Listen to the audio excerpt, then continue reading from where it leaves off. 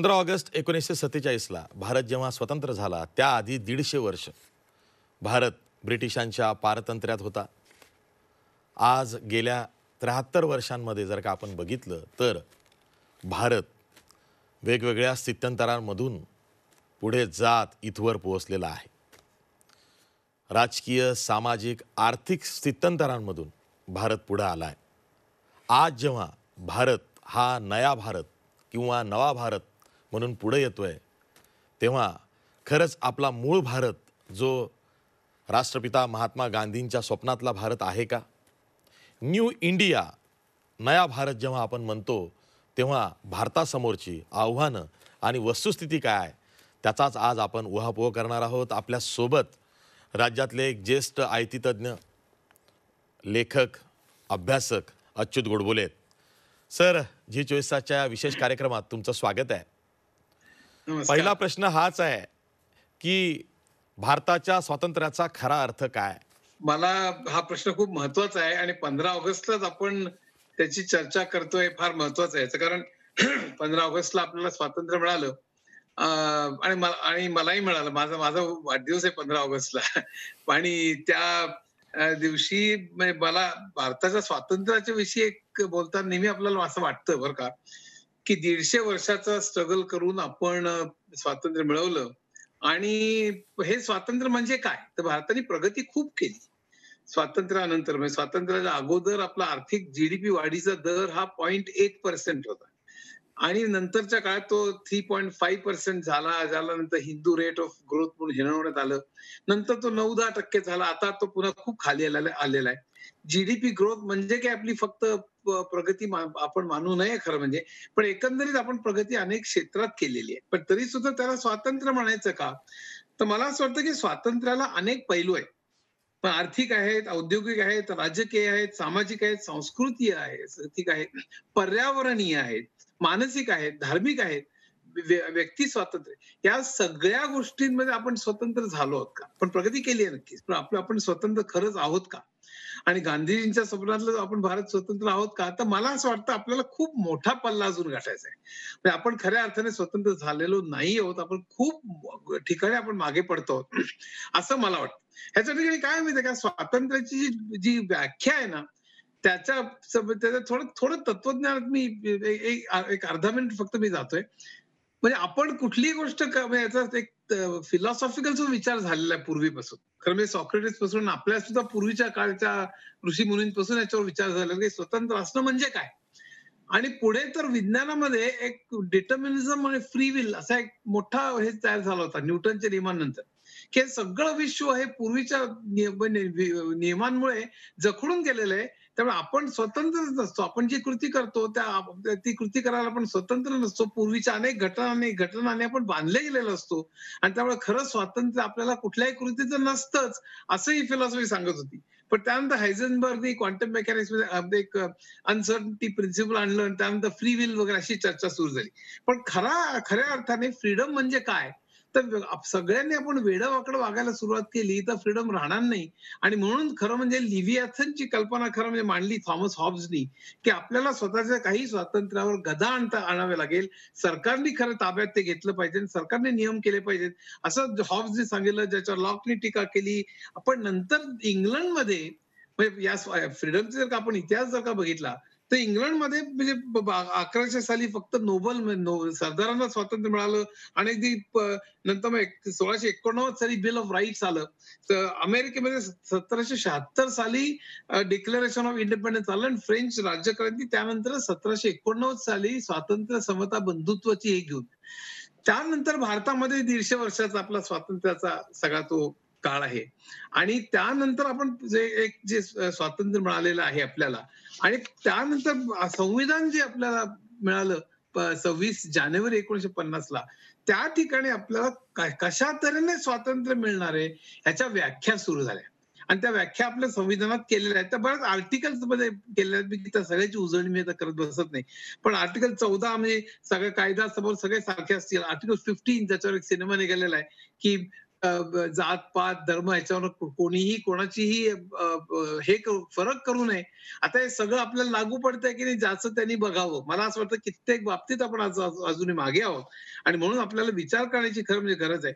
Article 16 म्हणजे equal opportunity, article 17 म्हणजे untouchability काढून टाकणं. ज्या बाबतीत आपण बरीच प्रगती केलेली आहे, पण अजूनही खेड्यात कित्येक वेळेला अनटचेबिलिटी आहे. परत काही उदाहरणं सुद्धा त्याची आली. आर्टिकल 19 सगळ्यात महत्वाचं आहे. म्हणजे फ्रीडम ऑफ स्पीच आपल्याला कुठेही काही बोलता येणं. मला असं वाटतं आपण नेहमी आपल्या याच्यात स्वातंत्र्य म्हणजे मला कुठेही काही बोलता किंवा लिहिता येणं म्हणजे स्वातंत्र्य जी डेफिनेशन करतो ही मर्यादित आहे असं मला वाटतं. आपल्याला खऱ्या अर्थाने स्वातंत्र्य जर का त्याच्याकडे बघायचं असेल, तर मी मगाशी म्हणालो त्यात प्रमाणे आर्थिक, राजकीय, सामाजिक, सांस्कृतिक, पर्यावरणीय आणि जेंडर म्हणजे स्त्री-पुरुष समानता या बाबतीत आपण किती प्रगती केली आहे, हे बघूनच आपल्याला खऱ्या अर्थाने आपण स्वातंत्र्य मिळवलंय की नाही ह्याचा आपल्याला आढावा घ्यावा लागेल. अच्युत गोडबोले, जर का आपण भारतीय समाजाकडं बघितलं, व्यापक दृष्टिकोनातून बघितलं, तर भारतात स्वातंत्र्य किंवा भारतात इंडिपेंडन्स रुजलं असं वाटतं का? नाही मला मला वाटत नाही तसं. याचं कारण असं मी मगाशी सांगितलं त्याप्रमाणे आपण फार मर्यादित तऱ्हेने याच्याकडे बघतो. मी कुठेही काही लिहू शकतो. त्यात सुद्धा आता मर्यादा येतायत आपल्याला माहिती आहे. खरं काय माहिती का? म्हणजे मला असं वाटतं, की आपल्या समाजाचं चित्रण जे झालं पाहिजे आपल्या मीडियामध्ये, म्हणजे लिखाणामध्ये, म्हणजे साहित्यामध्ये, ह्यात फक्त मी टीव्ही आणि पेपर असं धरत नाही. सगळ्या कलांमध्ये हे आपण करतोय का? तर ते मला असं वाटतं ते आपण करत नाही आहोत असं मला वाटतं. आणि त्यामुळे आपण खऱ्या अर्थाने स्वतंत्र होणं ज्याला म्हणतो, मग त्याचे मी अनेक पैलू त्याची उदाहरणं सांगतो, की आर्थिक आपण स्वातंत्र्य आहे का आपल्याला? कोणी उठून आज आपण म्हणतो मला उद्योग काढायचे, कोणी उठून उद्योग आपण काढू शकतो. म्हणजे मी उद्योग जर का काढला, तर मला कोणी पोलीस पकडणार नाही. त्याचा अर्थ मी स्वतंत्र असं नसतं. मी कुठली गोष्ट करताना मला पोलीस पकडतील की नाही, हा स्वातंत्र्याची ही डेफिनेशन अतिशय मर्यादित आहे. म्हणजे आपल्या भारतामध्ये विषमता एवढी प्रचंड आहे. 1% लोकांकडे 70% संपत्ती आताच्या लेटेस्ट स्टॅटिस्टिक्स प्रमाणे. भारतातल्या फक्त 9 जणांकडे खालच्या 50% लोकांपेक्षा जास्त संपत्ती आहे. आपल्याकडल्या 93% लोकांकडे संपूर्ण संपत्ती म्हणजे आतापर्यंत आयुष्यात केलेलं जे सेव्हिंग आहे ते फक्त 7 लाख रुपये म्हणजे घर, जमीन, एफडी, सोनं, चांदी सगळं धरून म्हणजे एखादा एक आजारपण जरी आलं तरी आज 80-90% लोकांमध्ये कर्जबाजारी होण्याची पाळी. इतकं हे क्रेडिट फीसचे आकडे एवढी विषमता आहे. पण गरिबी म्हणाल तर ऑफिशियली म्हणू शकतो आपण की 20% 22% फक्त बिलो पॉवर्टी लाईन आहेत. पण खऱ्या अर्थाने जर तुम्ही म्हणाल तर ₹10,000 महिन्याला जे मिळवतात अशी किंवा त्याच्यापेक्षा कमी 5 लोकांच्या कुटुंबामध्ये अशी 65% लोक आहेत हो. त्यामुळे 65% हे कोविडच्या अगोदरच सांगतोय बरं का. 65% लोकांना 5 लोकांच्या कुटुंबाला अन्न, वस्त्र, निवारा, शिक्षण, आरोग्य, प्रवास, करमणूक हे वीज, पाणी सगळं धरून ₹10,000 आहेत म्हणजे सेव्हिंग करणं सो भयंकर अवघड आहे. थोडक्यात म्हणजे जेमतेम जेमतेम जगणं. बेकारी सो प्रचंड गेल्या 45 वर्षातलं सगळ्यात जास्त बेकारी होती. पाणीग्रह जे पूर्वीच्या सरकारचे पूर्वीचे जे हे होते सल्लागार होते त्यांच्यामध्ये अर्ध बेकारी तर भयानक मोठी आहे. आणि आणि आपल्या 9 वाजताच्या डिबेटमध्ये सगळे म्हणतात की फक्त जीडीपी म्हणजे राष्ट्रीय उत्पादन वाढवलं की बेकारी जाईल. तो अगदी वेडेपणा आहे. कारण कारण अझीज प्रेमजी युनिव्हर्सिटीच्या रिसर्च प्रमाणे 10% जेव्हा जीडीपी वाढतो ते रोजगार फक्त 1% वाढतो. म्हणजे फक्त जीडीपी वाढवून चालणार नाहीये. आपण कुठे कशाचं कशा करता कुठली टेक्नॉलॉजी वापरून उत्पादन करतो ह्याच्यावर आपलं अवलंबून असतं. जागतिकीकरणात आपण 3 राक्षस निर्माण केलेले आहेत. शहरामध्ये उत्पादन कॉन्सन्ट्रेट करून आणि ऑटोमेशन वापरून आणि ते पण चंगळवादी उत्पादन केल्यामुळे फक्त 10 ते 15% लोकांना नोकऱ्या मिळाल्या. त्यांची प्रगती झाली. खाली ट्रिकल डाऊन ज्याला म्हणतात ते फार प्रमाणात झालं नाही. आणि हा जो सगळा विषमता प्रचंड वाढली, प्रदूषण भयानक वाढलं आणि बेकारी सुद्धा खूप वाढली. हे 3 राक्षस आपण निर्माण केले आणि त्यामुळे खऱ्या अर्थाने समान संधी सगळ्यांना मिळत नाही.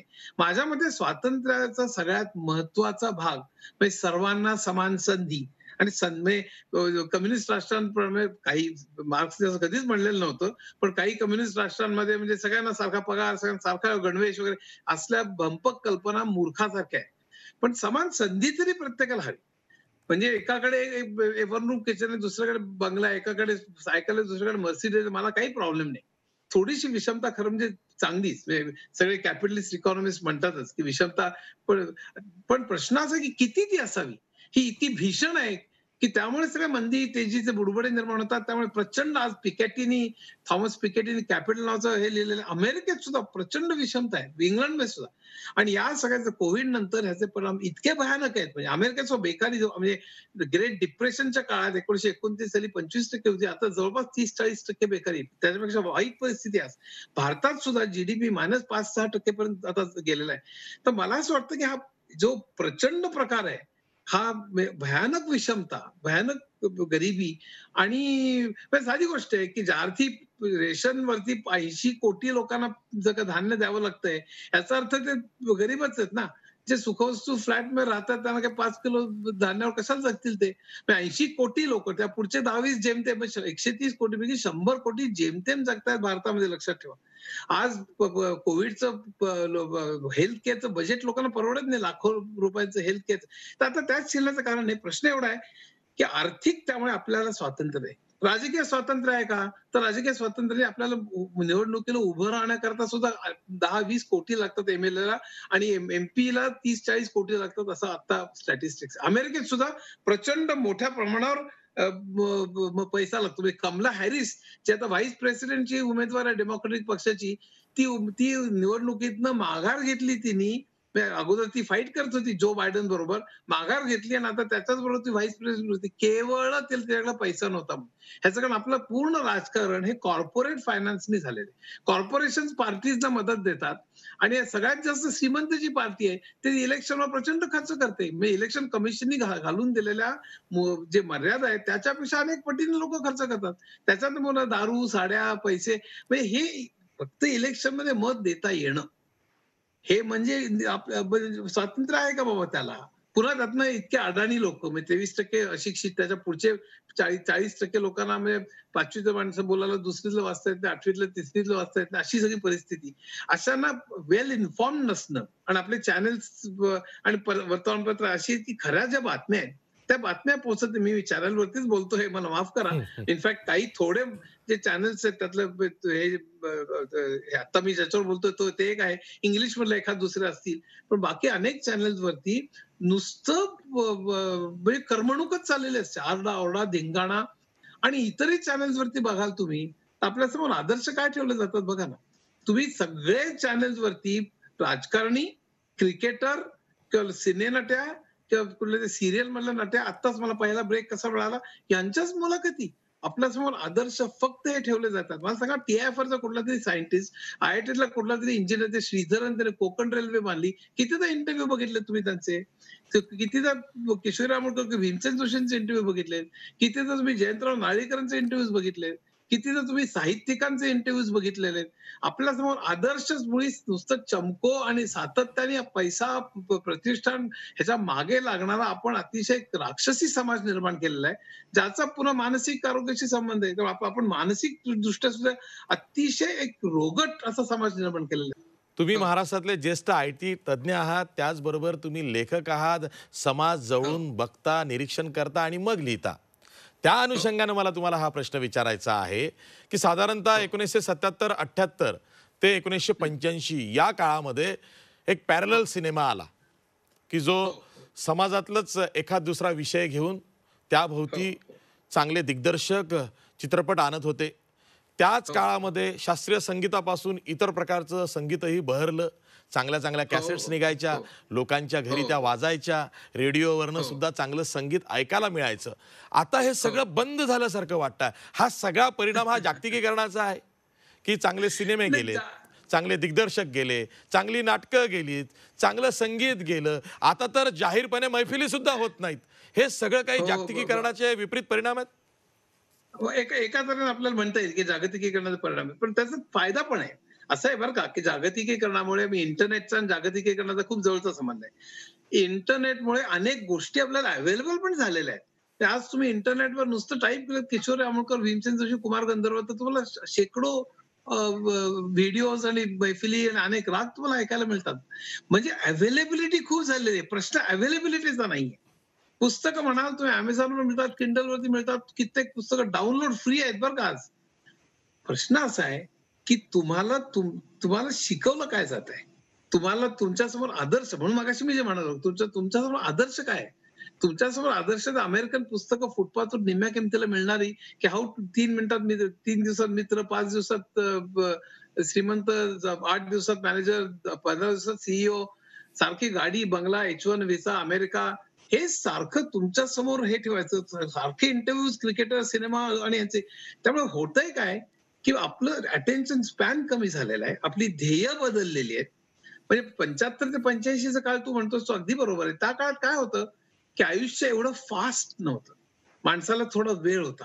माणूस थोडंसं जास्त वाचायचा, जास्त संगीत ऐकायचा. आयुष्यामध्ये माणसं म्हणजे काय, मी मध्यमवर्ग म्हणतो बरं का. खेड्यातला गरीब शेतकरी, भूमिहीन शेतकरी भीमसेन जोशी ऐकत असेल असं मला मुळीच वाटत नाही. क्वचित काही अभंग वगैरे ऐकत असतील वारकरी, हा भाग वेगळा. पण रेडिओवर तरी मुख्य म्हणजे संतवाणी यायची. रेडिओवरती संतवाणी यायची. बरोबर आहे. आता सगळं ते बंद झालं. अगदी खरी गोष्ट आहे. आता आता खूप मोठ्या पण फास्ट मूव्हिंग आयुष्य आपलं करून ठेवलेलं आहे. पण एक लक्षात ठेव, ज्याला करायचं त्याला इंटरनेटमध्ये अवेलेबल आहे. म्हणजे तुम्ही अवेलेबिलिटी म्हणाल तर इंटरनेटमध्ये भरपूर आहे. आपण जे पाहिजे ते चूज कर. प्रश्न असा आहे, की तुमचा चॉईस, तुमचं आयुष्य, तुमच्या व्हॅल्यूज, तुमची ध्येय. आज कुठल्याही मुलाला विचारलं, "तू काय तुझं ध्येय आहे?" तर मी मगाशी सांगितलं त्याप्रमाणे, किंवा इव्हन मुलीला, तुला नवरा कुठला हवाय, किंवा किंवा साथीदार हवा, नवरा असो, साथीदार असो, मित्र असू दे. मला पैसा, बंगला, गाडी. अहो, लग्न करायच्या अगोदर तो मुलगा जिथे राहतोय त्याचं व्हिडिओचं शूटिंग करून मला पाठव, तर मी सिलेक्ट करीन म्हणतात मुलाला. म्हणजे आणि म्हणतात की सासू-सासरे आहेत का? मग मला कटकटच होईल. मग अमेरिकेला केव्हा जाणार? गाडी आहे का? कुठल्या मॉडेलची आहे? म्हणजे बेसिकली आपण एवढे चंगळवादी आणि एवढे प्रचंड हे झालेलो आहोत आणि ते आपल्याला करायला भाग पडलेलं आहे. कारण काय? की सक्सेसची व्याख्याच आपली बदललेली आहे. म्हणजे आमच्या काळी, म्हणजे आता मी आता म्हातारा झालो, पण आमच्या काळी चांगला माणूस म्हणजे काय बाबा? तर जो सुशिक्षित आहे, जो सुसंस्कृत आहे, त्याला जो साहित्य, व्यासंगी आहे. संगीत, कला, व्यासंगी आहे, जो इतरांना मदत करतो, जो विवेकवादी आहे, असं सगळं जे आहे ना, त्या आणि जो इक्वॅलिटी मानतो, स्त्री-पुरुष भेदभाव मानत नाही, जातपात मानत नाही. आता तसं नाहीये.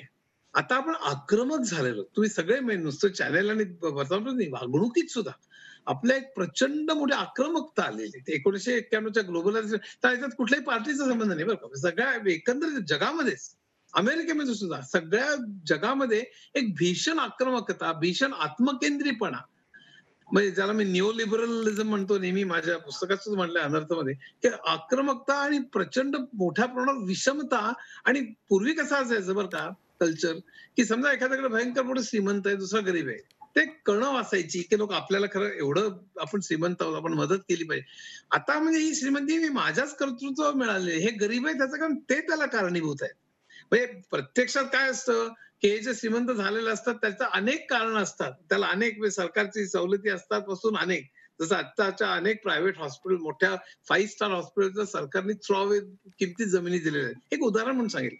तसंच अनेक गोष्टींमध्ये या श्रीमंत वर्गाला अगोदरच सवलती मिळालेल्या असतात. म्हणजे साधी गोष्ट आहे, जिथे वीज नाही, जिथे पाण्याकरता 2-2 किलोमीटर जावं लागतं आणि ज्याला वडिलांना गुरं राखायला मदत करायला लागतं, तो मुलगा कंदिलात अभ्यास करतो, दुसरा मुलगा एअर कंडिशन मध्ये बसून अभ्यास करतो. तो अर्थातच रेस अनइक्वल, समान संधीच नसल्यामुळे. आणि मग तो मुलगा अमेरिकेत जातो, तो शिकतो, परत येतो आणि म्हणतो मी माझ्या गुणावर हे सगळं मिळवलेलं आहे. तुम्ही, तुमच्याकडे गुण नाहीत म्हणून मी सगळं मिळवलेलं आहे. हा जो सगळा प्रकार आहे, तो ह्याला मी स्वातंत्र्य म्हणत नाही. स्वातंत्र्य समान संधी तरी पाहिजे. शेवटचा प्रश्न विचारतोय, की आत्ता ज्या वळणावरती भारत उभा आहे, कुठली हो. विकास नीती भारताला हवी आहे, की जिथं स्वातंत्र्याचा खरा अर्थ आपल्याला सापडेल? मला मला असं वाटतं, की पुढची 20 वर्ष आपण खरं म्हणजे बाण खाली घालून आरोग्य, शिक्षण, शेती, रस्ते, पाणी, वीज, स्वस्त घरं आणि सार्वजनिक वाहतूक ह्याच्यावर प्रचंड खर्च केला पाहिजे, जो सरकारने केला पाहिजे. साऊथ कोरिया, चीन, जपान, व्हिएतनाम सगळ्या सरकारांनी केलेला आहे. तो फक्त एनजीओने केलेला नाही. हा जर का केला तर आपण समान संधी निर्माण करू शकू. चीनशी जो आपण स्पर्धा करू शकू, सगळं आपण जग जिंकू शकू आणि भारत खऱ्या अर्थाने पुढे जाईल. मला वाटतं एक एक एक 2 ओळी वाचून दाखवायच्या आहेत. वसंत बापटांच्या कवितेने मला याचा समारोप करायचा आहे. स्वातंत्र्य कुठे, स्वातंत्र्य कोणा, स्वातंत्र्य, अशी बापटांची कविता आहे. जोवरी सुखाचा घास नसे सर्वांना, जोवरी न झाल्या उन्नत अवघ्या माना, जोवरी अभंग न झाला सर्व समाज, जोवरी श्रमाविण अन्न मिळे धनिकांना, तोवरी गुलाम राहिला आपुला देश.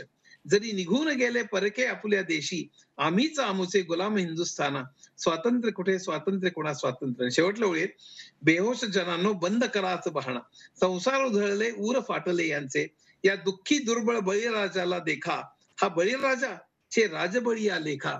स्वातंत्र्य कुठे, स्वातंत्र्य कोणा स्वातंत्र्य. मला वाटतं याही कविता प्रत्येकाने वाचावी. याच्यात जे सगळं म्हटलेलं आहे ते सगळं खरं आहे. आणि हे जर का खरं आपल्याला जर का घालवायचं असेल तर काय संपत्ती वाटणं अशातला भाग नाही. त्याचा मी डिटेल आपल्याला बोलावं लागेल.